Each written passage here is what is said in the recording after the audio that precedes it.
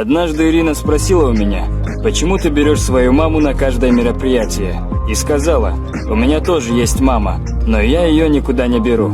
Я ей сразу ответил, я могу оставить тебя дома, но никогда не оставлю свою маму. После этих разговоров наши отношения с Ириной закончились. Қазақстандық шоу-бизнесте өзіндік орны бар білікті продюсер Гүлзира Айдарбекова хитмен ұлын әлем футболының жұлдызы Криштиану Роналдумен салыстырды. Қайрат Нұртастың анасы олардың бойында ұқсас қасиеттері бар екенін аңғарған.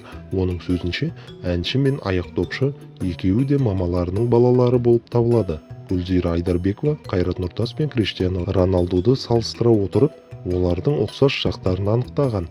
Белгілі продюсер Instagram парақшасында әйгілі футболшының анасы жайлы сұхбатын жариялап, оның айтқан сөздерінің жаны бар екенін алға тартты.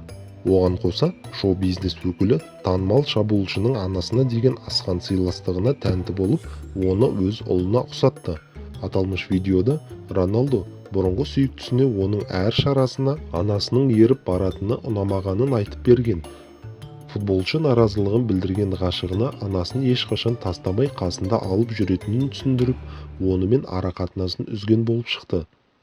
Бірінші видеодағы мына жігіт те мамасының баласы екен. Тура Қайрат сықылды. Бұл ойы кімге ұнады?